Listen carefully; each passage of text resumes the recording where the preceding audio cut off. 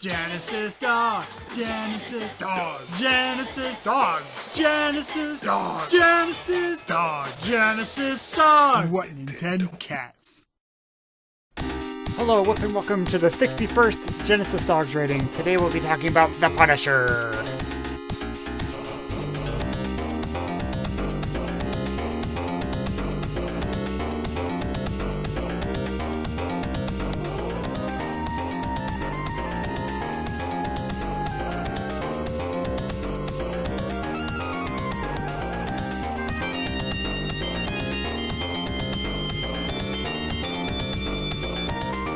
In the dog category, only 3 out of 10. I gotta give it partial credit because there's a rat in the sewers and it is super cute and it scurries about and goes squeep squeep. But there has been a really big injustice done to this game. The arcade port has a dog in the first level and it is absent in this game. That is a crime.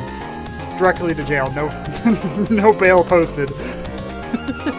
But I will give 3 out of 10 for that little rat. I love that little rat squeak squeak.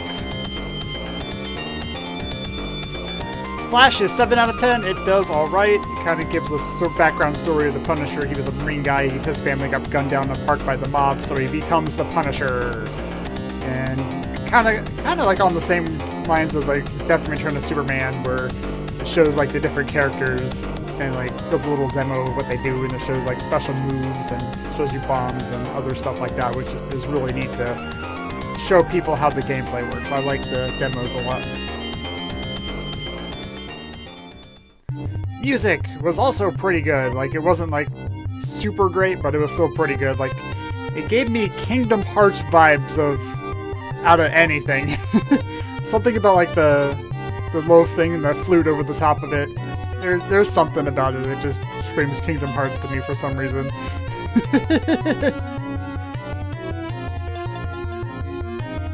And the bosses were also okay. There was like, you fight the thug bosses and fight giant robots and like the guy in the car, and we don't talk about Bushwhacker much. He wasn't very, but the Kingpin fight was really cool. Like you fight this giant muscle man guy and he runs away sometimes. You have to fight waves of thugs before you get back to fighting him, and it gets pretty tough and hectic through the whole thing, which I thought was a lot of fun.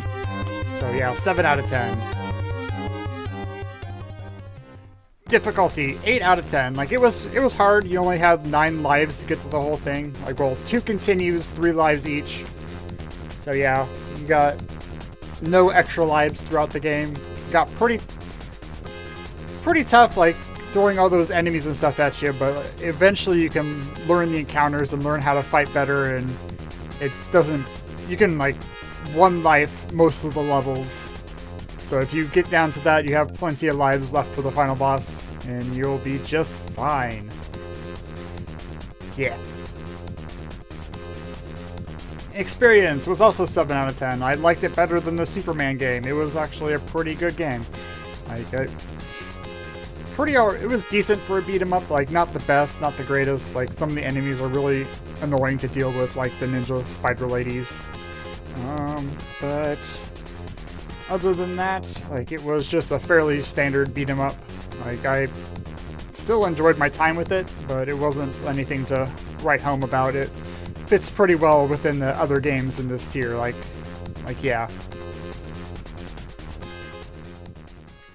In total, 39 out of 60. Would have been 46 out of 60 if it had the dog. Only if it had the dog. But other than that, it was a pretty good game. It was a good... From what I saw from the arcade game, it's like a very faithful port for the arcade game. It played really well, really close to the arcade game. Except it doesn't munch your quarters in this version, thankfully. But yeah, it deserves pretty good. It was a pretty good game. I recommend it if you just need an afternoon with some game. But I want to spin, so we'll spin this one. Spin! Spin!